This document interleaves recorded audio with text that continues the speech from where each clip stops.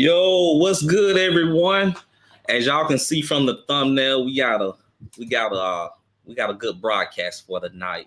And today I have one of my Facebook friends. You know, we always talking offline, you know, in the messenger chat. So, you know, I kind of know his background, but I'm gonna let him tell you guys. But we're gonna definitely get into this topic today because it's so many different angles, and I'm glad I got S. Carter on the case for this today because he work in a field that can give a little more insight to you know, should they sell, should they keep it?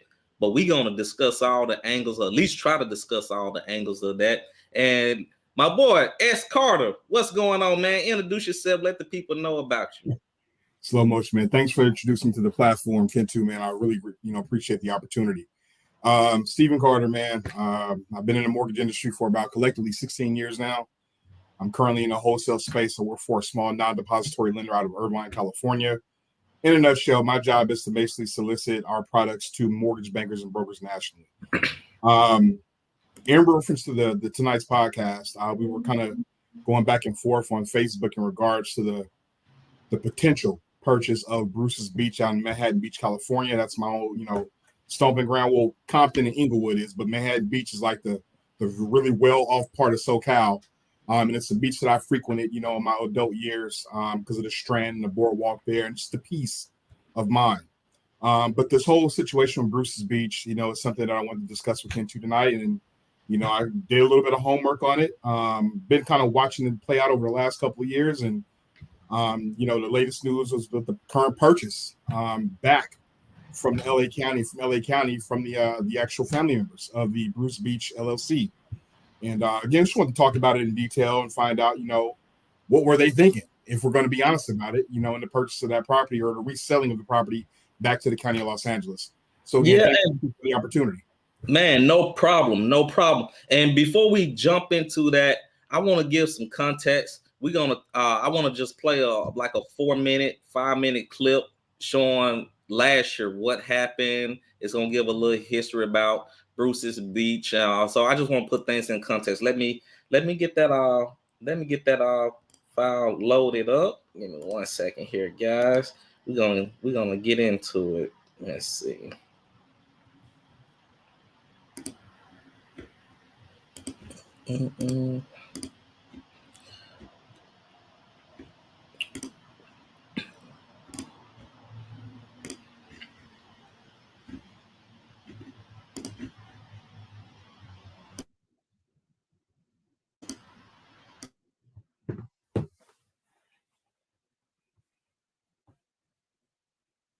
Handshake, nearly a century in the making. We'll be sending the deed over to you soon. California Governor Gavin Newsom returning property taken from a Black couple to their family. Warm temperatures and clear waters are a hallmark of Bruce's Beach in Southern California.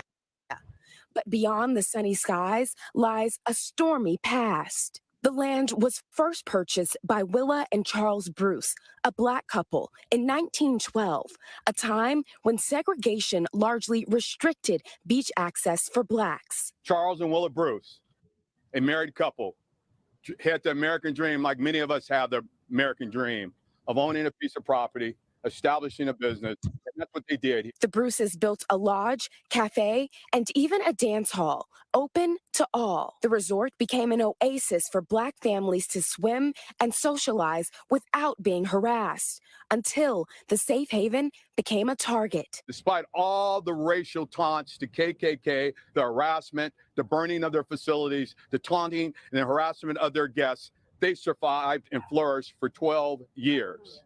And it was at that point that the city of Manhattan Beach took it upon themselves to say enough is enough. In 1924, Manhattan Beach officials seized the Bruces' land, citing eminent domain and plans to build a park. The Bruces tried to fight the city to no avail. They received just over $14,500 for their beachfront property. The land remained vacant for 3 decades. Now, almost 100 years later, a reckoning. This property was stolen from the Bruces. We're returning what was stolen, what was rightfully theirs. The state returning the prime real estate to the couple's descendants. Descendants who the family says are now scattered throughout the country, some living at or below the poverty line, despite once owning land now valued in the millions. Most of the wealth equity in this country and for most families is through land or property ownership. People who were not white have not had this mechanism to grow wealth. Tonight, a new chapter for the family can begin as the sun sets on Bruce's beach. All right, NBC News Now correspondent Priscilla Thompson joins us now on set. So Priscilla, the family has missed out on about 100 years of income that property could have generated. Any idea how much money they've lost? We don't know for sure how much money they've lost, but we do know that today this property is worth somewhere around $75 million. And so certainly a lot of money when you think of prime beachfront real estate over the past. I hope you guys heard that. They said the property at that time, that was last year, is worth around $75 million. But we're going to get back into it. Let me let the video finish. Past 100 years. And what's more is people are talking about the generational wealth that money could have produced, sending someone to medical school or law school if they wanted to go, allowing other entrepreneurs in that family to flourish that may not have been able to do so because that money was not there. Putting a hotel, rental properties that could have generated income for all those years. I have another question. Does the family feel like giving back the land was enough, or do they think that more is owed? Right. Well, of course, they're excited to reclaim this property, but there is still the question of all that wealth, generational wealth that has been lost. And not only that, what the family has been asking for is an apology from the city. And that is something the city has refused to do. They are putting up a plaque at the site to acknowledge what has happened. They are condemning what has happened, but they will not apologize. And today we heard the governor apologize and say that he was doing that, even though the city has refused to give the family that. Wow. Okay. Priscilla Thompson, an incredible story tonight. Priscilla, thank you. Yeah. So we have the context of everything now. We have the context. So now we got some questions. Now that speed it up to today, what's going on? The family is now with this reached out to the city to sell the property for an estimate of $20 million now. So that's where we at now. Only a year later, maybe less than a year. Less than a year. Now they reaching out to the city to sell the property for $20 million. Remember on the video we just watched, the clip we just watched, the lady said, which I think is a low value still, is worth $70 million. So the question everyone have in the internet world and just people just curious that was following this even before they even received the property back, why are they selling all of a sudden? It's been less than a year. What the heck is going on? So, Mr. Carter, what's your thoughts? So what take it away, man. Take it away, because I'm here to listen to you as like I'm curious myself. So I want to hear what you have to say. All right, no worries. Thanks again for the opportunity, man. So going back to the initial thought and initial history of this property, we're talking about two parcels of land that were sold in 1912 for about $12.25, and I believe the second parcel was actually sold for only $10. This is in Manhattan Beach. Now, here's the thing: during that time, as the young lady explained, it was a great place for Black folks who lived in the area to be able to sit on the beach and enjoy themselves. Both Charles and Willa Bruce, of course, used that opportunity. They monetized it at that time. They monetized it by adding restaurant, a dance hall, beachfront views, and of course, party and juke joints and things like that. And as the young lady said, there were some things that were done in the process of them having to deal with the KKK directly at that point. So there was a lot of, slashing the tires. There were signs put up that would have to, allow people only 5 minutes apart before they were ticketed by, white cops from that time. Again, we're talking 1912, pre-Jim Crow era. It was really basically a place where blacks could come to kind of congregate who lived in the area, who escaped the perils of the South at that time. And just for the record, a lot of folks don't know this, but I did a little bit more research. Both Charles and Wilbur Bruce were actually from New Mexico. So they weren't technically Southerners. But of course, we know that LA County came under the disguise of eminent domain to put a park there because of, most of the government, as we know, is ran by white supremacists. And I hate to say it out loud, but it's the truth. And they use the disguise of eminent domain to take this property for these folks. They fought the case nearly 3 years before they gave up. And they were actually drained of all income, all money, and they had to return where they came from in order to be able to live, from what I understood. And for those who don't understand what eminent domain is, just to throw this out there, I'm in a mortgage industry, so I kind of understand these terms. Eminent domain is basically when you own a piece of property and the U.S. government says, hey, we want to run, let's say, some electrical wires to your property.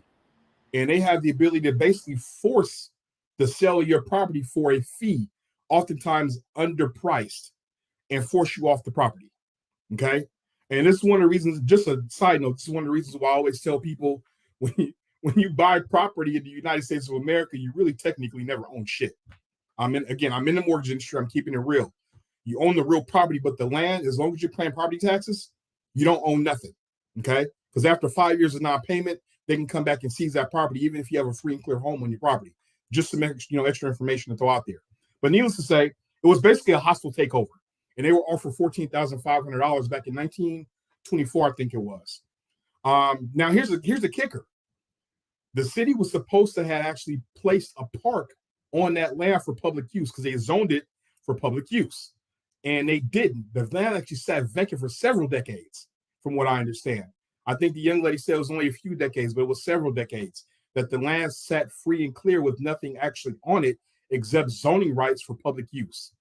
And then I know from 2020 or so, I think it's right around the time we're going through the George Floyd stuff, the BLM and all that good stuff that was going on around the nation, where a lady named Kavon Ward she founded a group called the Justice for Bruce's Beach organization, and she went and fought, with local council to see if they can get something going. She went and did the research on this piece of property, and she came back and said, hey, you know what? Y'all owe these folks something. So fast forward, of course, Governor Newsom. Let me ask you something real quick. Go ahead. Now, in that time frame when the land was vacant, when did that land get redeveloped into what is called Manhattan Beach? So in between the vacant period, when did Manhattan Beach come about? It was never redeveloped. What they did is they added a lifeguard training facility and made it part of Manhattan Beach. So It was never technically developed. Okay. All they did was turn into a beachfront property. And even today, if you're walking the Strand, I have pictures in my phone because I used to walk the Strand like twice a month. You can see this. It's a big brown property, and it's basically a training center for lifeguards. Okay, and that's the only thing that's sitting there. Now you got to remember the picture that we see online with the beach and the green grass and all that stuff behind it. Yeah, that's not part of Bruce's Beach. Those are different parcels owned by different families who've invested in those properties in Manhattan Beach. Bruce's Beach, they literally brought the first two parcels on the boardwalk. Okay, so it's not the whole park that they actually own. If that makes any sense. Okay. So yes, the lifeguard training facility is what's actually on the land as of right now. Now here's the thing. Let's fast forward to the whole movement of getting everything going and making sure that we could try to get some restitution, as they called it, or reparations, as we called it, back for what was stolen from them. It was said by Holly Mitchell, who's the LA County supervisor, that one of her arguments was that you guys are not gifting these folks back their land, but you're returning to them what was inappropriately taken from them. That was her words per se.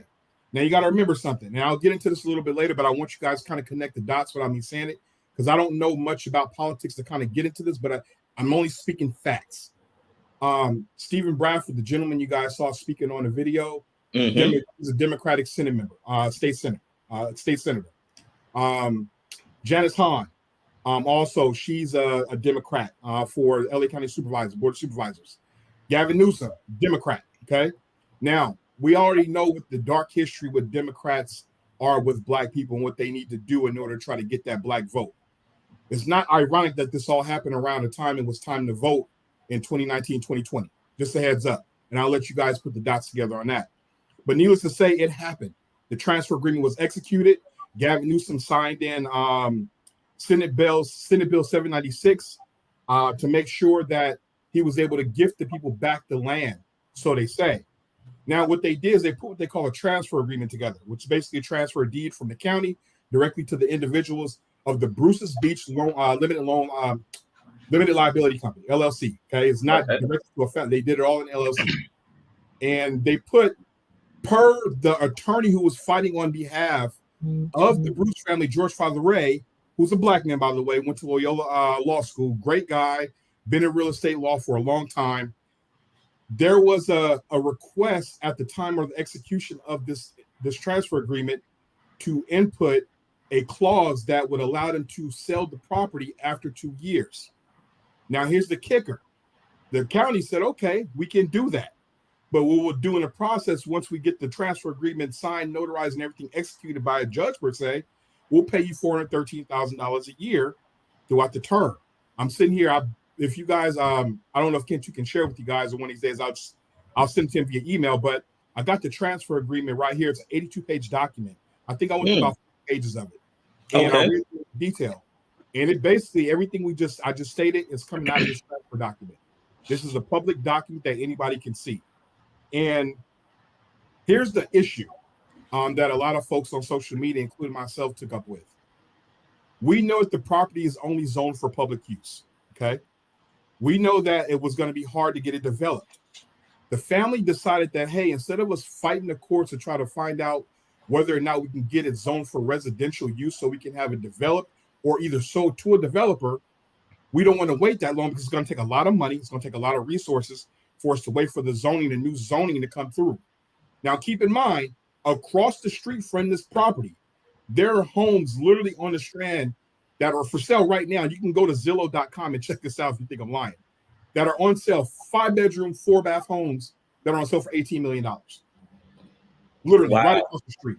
Wow. Within a quarter-mile radius. So you saying the zoning, the city is they having a roadblock with the zoning. We speculating. I'm guessing we speculating that they having issues with getting that land zoned for residential instead of public use. That's what you're saying? Yes, but here's the kicker about that. Here's the reality about it, Ken, too. We're talking about the state of California, the county of Los Angeles, and the city of Manhattan Beach. Okay. If you want something zoned for residential use, that's a phone call for most people that have the privilege to do it or have the resources. It's someone's decision to say, hey, okay, we'll zone it for residential development, right? Mm-hmm. It's that simple. But you got to look at the history of Manhattan Beach and the current statistics of Manhattan Beach. It was said by their attorney, George Fathery, that there's a less than 1% populace of Black people in the city of Manhattan Beach right now. Less than 1%. Think of how big Los Angeles County is, okay? And so that you know, to give you a little bit more insight, next to Manhattan Beach, you have cities like Hawthorne, Lawndale, Inglewood, Compton, Torrance. You have all of these cities that are right around the Manhattan Beach area. South Central LA. South Central LA is literally a 25-minute drive from this area. But you have this particular area where it's less than 1% Black folks there. And you notice that she mentioned that the mayor, the current mayor and the past mayor, refused to apologize for what happened. So again, read between the lines with that. So let's go back to what's going on now. The family said, okay, you know what? You know, our 2-year mark is coming up here pretty soon. You know, most of us are at the poverty line right now, and we want to go in and take the money from the $20 million that was prescribed per the county when the actual agreement was established a year and a half ago. We want to take that money and use that to invest in generational wealth for our family.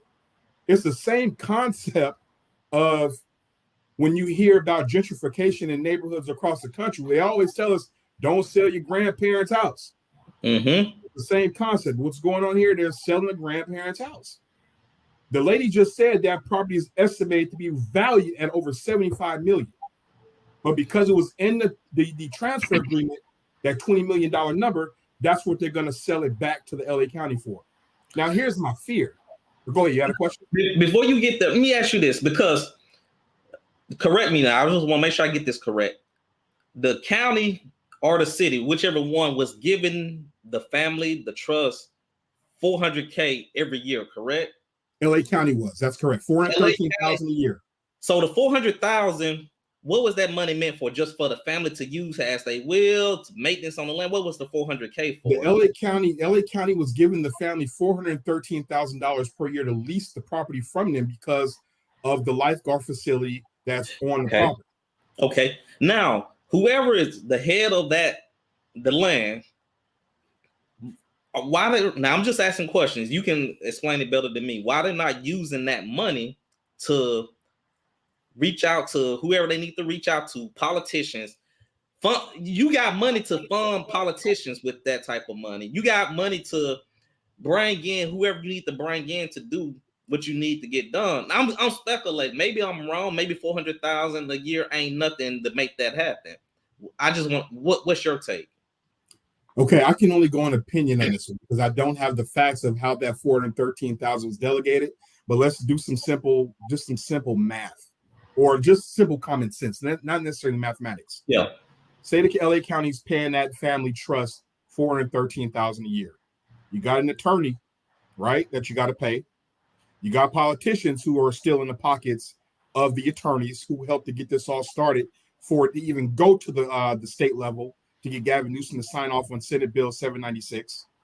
You have possibly 60 members of the family that are all adults right now that are scattered all throughout the United States that are, and most of them, it was said that 73% or 75% of the families live at the poverty line. So when you divide 413,000 and let's say take 150,000 out of that for fees, property taxes, attorneys, politicians that are in the back pocket, probably left with about 175 to 190,000 a year. And if you take that figure, think about it. You still have to maintain the property. That was one of the problems. None of the descendants of the Bruce family actually live in Southern California. So it's not like they can have somebody going out there and mowing the lawn on a mow stretch or something like that. It's not like they can have somebody out there picking up trash. They probably had to hire somebody for a year to do that, right? So let's say it's 190,000 left over between 60 relatives. We're looking at like a payment of $3,100 a month, if my math is right. Okay. So here's the thing. Even at $413,000 a year, though, Kentu, over a 5-year period, that's still going to equate to $20 million. You see how this rolls out? Okay. So it doesn't make, I'm sorry, my numbers are off. It doesn't make sense for them to have to sell the property at $20 million right now. And in fact, the attorney, George Fadleri, who represents the family, said in an interview recently, I think it was the last week or so, he said that the sale was not expected, and the family had always wanted to have the option to sell the property back to the county, but he was extremely disappointed in their decision. And this is the man who fought to get this done. Okay, so with that all being said, man, at the end of the day, like most of us see it as a bad decision, but if you have 60 family members at $20 million, you sell the property back. I think the figure that everybody gets in a lump sum, of course, before taxes, is about $333,000 per family or per person. Yep, per person. So I think with them being Black, struggling, they're seeing a paycheck coming, opposed to looking at the loan call like their great grandfather and great grandmother William and Charles Bruce did. Wow. And guys, if y'all are watching this, you enjoying the information that we dropping tonight, please remember to go back. I know a lot of you guys may be watching from Facebook right now, but go back to the YouTube channel, Black Empowerment Movement. Subscribe to the YouTube channel. Give me a like. If you enjoying what the information you're getting, you enjoying the broadcast, hey, do me a favor, go back and show some love if you're enjoying this by subscribing and liking the video. So let's get back to it. Okay, so they did what they did. Are they doing what they're doing right now? And this gonna bring me to my next point I want to talk about. What we talking about generational wealth. Before I get into that, aside from we put the facts out there now. Now let's get into the opinion piece. I want to go with you first. What's your opinion of the whole situation on them selling the land? I'm kind of 50-50 now that I know some of the facts. Okay. Here's the thing. There's not enough facts to know to understand why they did what they did, because of course politicians at that level, they're going to keep things quiet. There's going to be certain things that you're not going to hear. This transfer agreement that I've been reading for like the last several hours, there are going to be things in there that's probably been edited out because it is public information. But let's be honest about it. There's things in there you're not going to be able to see. Okay. In reference to it being, see, on the outside looking in, the first thing I saw when I saw this article, I thought to myself, well, shit, I can monetize the beach. You know, that little parcel of land right there, we can put all kind of stuff on there to monetize it. It's because it's LA, for God's sake. It's literally 30 minutes south of LAX. It's in one of the most affluent neighborhoods in all of LA County. It's got beachfront property. There's a million things you could do, but we don't know whose hands were tied on the back end. And then from what I understand, I think I read a separate article in the New York Times, which pretty much was a somewhat a pseudo duplicate of what was written in the LA Times, that says something along the lines that the county is the one who did the analysis to kind of come to the final value of $20 million. So think about that. The county did the analysis, and they came up with 20 million. That's the came up with 20 million. So people that just probably just jumped in, you looked at the property, a house next to that property. Mm-hmm. Tell people the value of the house you saw next to the property. $18.5 million for a 5-bedroom, 4-bath house. It was literally 3,700 square feet. And you said 18 million. 18.5 million. For one house. One home. On one a lot. home. Hold on, wait. On a 9,800 square foot lot. And how many, what's the square footage of the property of the Bruce's Beach, if you know offhand? I don't know it offhand. But it's definitely like maybe like what, more than 10,000 square There's feet? There's got to be way more than 10,000. Probably right around 25 to 30,000 square feet. Man. Exactly. But what you said, 3,000 some square foot home sold for 18 million? It's on sale right now for 18 million. If you go on Zillow.com and put in Bruce's Beach or the Manhattan Strand and put in for sale, you'll see the 3 or 4 properties that are up for listing right now. Okay, so this is my take on it. I think, first of all, the politicians, I don't know who did it, but I'm sure LA County had a deal in this. I think they played this from the very beginning. They was playing chess. Yes. They put that $20 million clause in there. First of all, they know it's undervalued at $20 million. Correct. Then they banking on putting that $20 million clause in there, knowing that the family gonna look at that money because it's so many hands in the pot. It's gonna be somebody gonna say, I want the money. Or it's gonna be multiple people saying, I want the money. So the person who's head of the trust gonna succumb to the pressure of the majority of the people in the family that's at poverty line, very poor people. They probably making like $30,000, $40,000 a year, maybe not even that much, maybe $15 an hour. They gonna say, hey, it's a clause in there for 20 million. Run me my money. Run me my money. I'm struggling. I'm working at Walmart or wherever else service job, and we over there, it's 20 million that can be divided up between us that can help our situation. We got kids, we want to put them in school, whatever the case may be.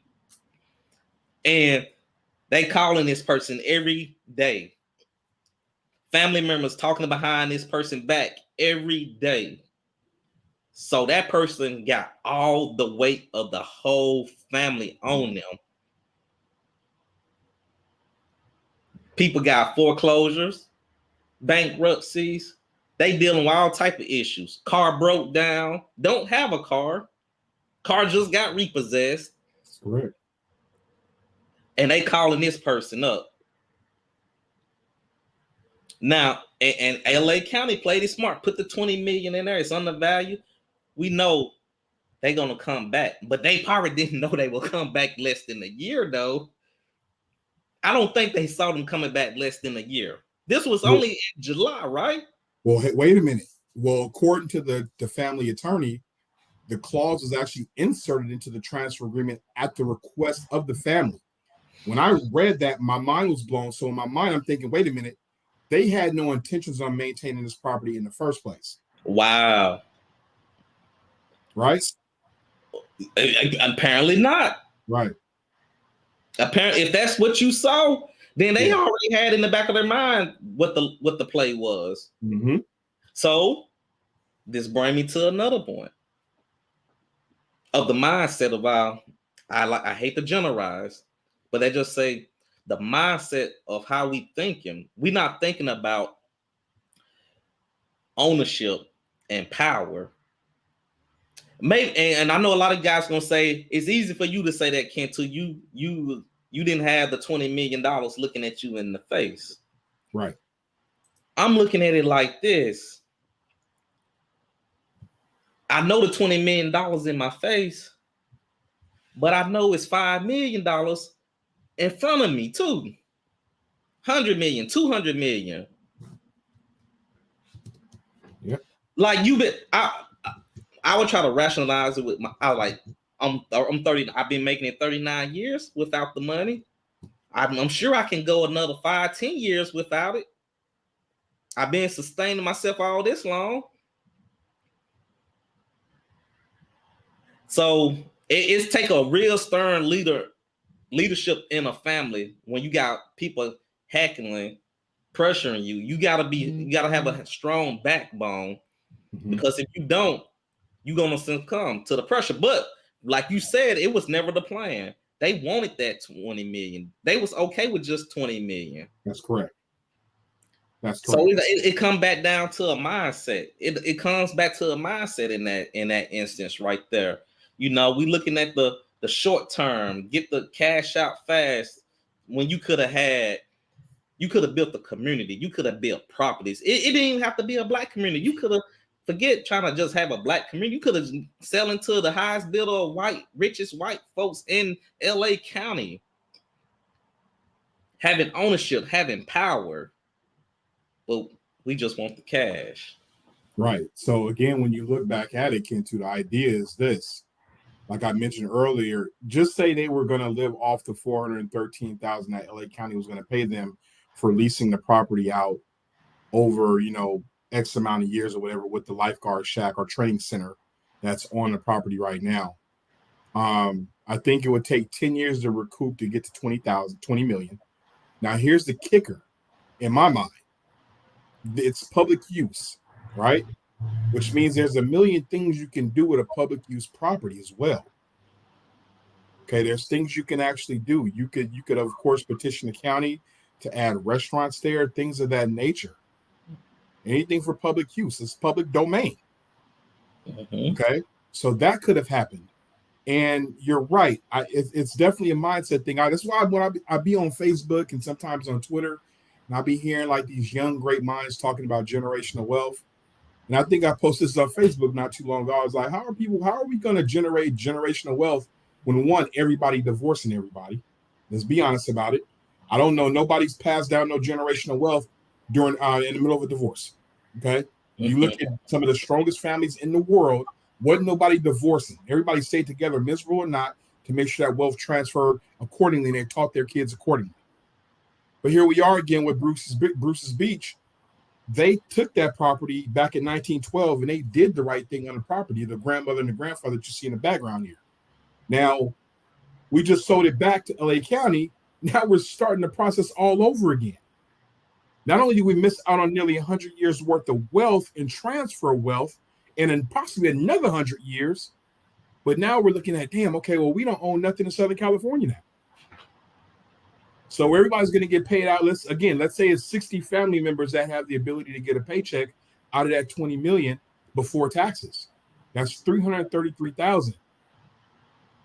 That's going to be burnt out for people who don't understand the power of a dollar, who've been living in poverty all their life. Exactly. Taxes going to eat up a quarter with that. A quarter, if not half of it. If half of that. So it's already down to what, 12 million? That's correct. So at the end of the day, it's like, did it make sense? Personally, I don't think so. And that's my opinion. I don't think it made sense to sell that property. And I'm on the side of the family attorney, George Fallery. I'm on his side. He said, I didn't see this coming, but I don't think it's a good idea. I'm disappointed in the decision, but I have to respect what they're doing. Because it's like, do you feed the family now, or do you feed them 20, 30 years down the road? And that's a hard question to answer when you got people struggling today. So instead of me being biased about it and saying, well, I would have, should have, could have, I got to look at it from a very realistic stance, like you mentioned, and say, what's got to give here? Especially if there's no one there managing and maintaining that property. You know what I mean? Exactly. It comes down to family leadership. Family leadership. That's what it all comes down to. It's up to that person who's over the trust to. Well, it kind of eliminate that, because you said they put the clause in there, so the whole plan from the beginning was to get 20 million. Yeah. So it just put it in there, and I think that was kind of force fed to them as well. You got to remember, we're dealing with a family that doesn't have any attorneys in the family. They don't have anybody that's educated enough to kind of move through the process, and a couple of people that are, they're not familiar with this kind of transfer of wealth, not necessarily land, but wealth. They're not familiar with that. So, yeah, I think they got a bum deal on this one, man. If they sign over this agreement, I think it's by March or July of this year, something like that, they get a bum deal. It's not done yet. It's just saying that it's going to happen. Yeah, it's a bad deal. Just taxes wise, if you down to 12 million, you split that between your family members. That's nothing compared to what they could have had if they just held out, went the proper routes, did some politicking, did some networking. I know they not in California, but we live in the age of technology. You ain't gotta be in the state. Right. You can take some days off from work and make a trip out there. You getting $400K, so you got plane ticket money at least, probably. So or even hire like a property management company or land management company to manage it from afar. Something. Especially when you got a house next door that's selling for 18 million. That should tell you everything you need to know. That should tell you everything you need to know. Why would I sell for 20 million, all of the land, all 20,000 square feet, when a 3,000 square feet home is selling for 18 million? That right there should be like, the math ain't mathing. Why I'm selling for 20? The math ain't mathing. So I think this just overall show as a collective how easily we are to just quickly, I won't say the word sell out is a bad word, but just cash in real fast at the first opportunity we get. It's a bad mindset. It's okay to go for money, which if they would have kept it, they could have got more money.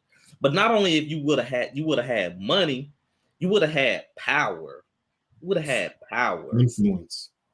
And if it would have happened immediately, it would have happened down the road for generations to come. Exactly. Because once that money get divided up, they won't have no money to pass down to the next generation at all. They don't run through that. At all. They don't run through that. They don't run through that. Yeah. Look, check this out. The Vanderbilt family had way more money, and now they don't have any money.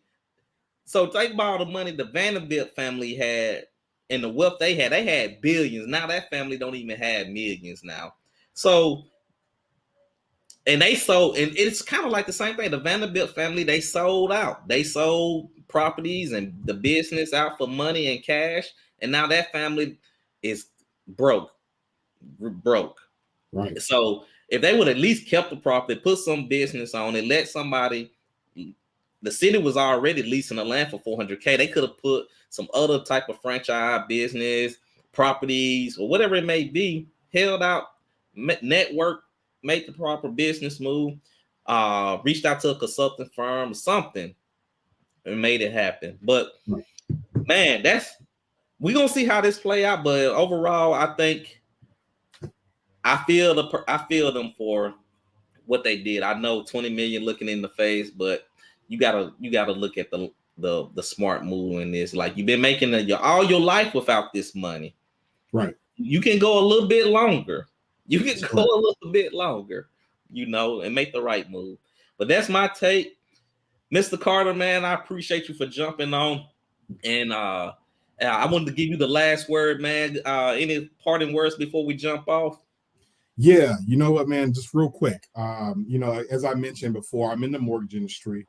I've been doing it since 2002 collectively since then. And what I'm learning, and I was just telling a couple of buddies of mine within the last several months, we see a lot of Black real estate agents, a lot of Black realtors. I don't see too many Black mortgage brokers. We are not where the actual money and finance is in this industry. And I want to encourage us to get involved. I see a lot of Black loan officers. Okay. That's fine and dandy. But even as a loan officer, you're still capped in certain areas. You're capped in knowledge if that's what it plays out to be. We need more wholesale AEs. We need more people that are working with direct lenders, understanding how warehouse lines work, extending credit lines so that we can fund these loans. And just so that you know, real quick, and it has a lot to do with what I'm talking about now, but it doesn't. Okay. There's literally over 118 right now active non-depository lenders out there. Okay. And they're all ran by white men or Jewish men. Okay. The one I work for ran by a white guy, Alec Rosenbaum. Don't get my YouTube shut down saying that word. Okay, I'm sorry, man. But no, it's the truth. It's not a racist thing. It's pure honesty. Yeah. And we need to learn a little bit more. We've been talking this learning financial literacy, but it's far deeper than financial literacy. It's actually understanding how compounded interest works, understanding how dollars work. It's understanding how to invest, not just go buy a property and flip it. That's not investing. Okay. That's putting some money into something and getting it out real quick because it's a quick win. And we have to learn the idea of a slow burn when it comes to dealing with money. We quick with money. I don't know nobody. I grew up in Compton. I grew up in the hood. I grew up hard. And everybody I know, they don't sit on cash like folks, Americans do. You know what I mean? We get it. We burn it. Then we try to hustle our way in, and we hustle until we're 67 years old. And that's why so many people in our community get scammed so easily. Easy, because we don't understand the fine print. The Black community gets scammed so easily all the time. That's why you have so many within our community. You got so many crypto scams. You got so many NFT scams. You got all type of scams our people easily fall into every day because they want that quick dollar. That quick dollar. It takes time to learn this money thing, man. It's a lifelong game. I don't care how many memes we look at of Warren Buffett. He ain't gonna tell us the real secrets on Instagram. You know what I'm saying? You got to dig in yourself and understand what this stuff is really all about. I would like to see more of us as a Black people involved in the money game, period. So all of these kids, we talk about generational wealth. If your kid don't understand basic algebra, we got a problem. Mathematics, I used to think that there's no way on earth I'm going to use algebra. You probably went through this in high school. I'm like, I'm never going to use this shit when I get older. Okay. You're going to use algebra if you're in the world of finance and accounting or whatnot. And sometimes just basically balancing a checkbook. You use algebra. You don't realize you're doing it, but you do. So with that all being said, man, that's my last word. I just hope that we figure out a way. You did bring up an interesting point, and I'm gonna let you go. What is the difference between the mortgage broker and the lender? Okay, so the mortgage broker is basically the liaison between the consumer and the bank. A mortgage broker has the ability to shop different lenders for the best product for their client. Whereas if you go to, let's say, a credit union or a bank, you're only subject to that bank's products. Okay. Mortgage brokers also, they don't deal in retail price because most mortgage brokers are independent. They're entrepreneurs. They're people, some of them work out of their homes. They may have they may be a broker. They may have like 10 loan officers working up under them. So the idea is to solicit loans from different lenders or whatnot, different loan products, get those loans sent directly to the non-depository lender so they can fund those deals for you. Mortgage brokers oftentimes get better rates on loans because they're getting them at wholesale price. Okay. Whereas if you go to, let's say, a Bank of America or like a Wells Fargo, there may be a few closing costs added in there sometimes. it depending on if it's a jumbo loan, it might be a little bit more cheaper. But traditional loans, they may hit you with a little bit of overhead from running that branch because nothing is for free. Wow. So I always suggest people, when you're looking for a home, find you a mortgage broker to work with, direct or a credit union. Well, I might have to bring you back on, and we may have to do a whole separate segment video broadcast about that topic because that's information. So we're gonna have to set that up for the 2023, so we're gonna get that popping. Let me know, man. I got you. That's my thing. I sit and look at 1003 applications every day. I pre-underwrite them, and I send them in for processing and get them underwritten and finalized and funded. So I know it's at the back of my hand. I bet then. All right, guys. Well, I hope y'all enjoyed the broadcast tonight. But like I said, if you enjoyed what you seen, you heard, you got something out of it. Well, only thing I ask you to do is subscribe to the YouTube channel Black Empowerment Movement, like the video. But other than that, guys, that's it. I hope you enjoyed the broadcast tonight. And as always, all power to the people. And we out of here. Y'all have a good one. Thank you, man. Appreciate you.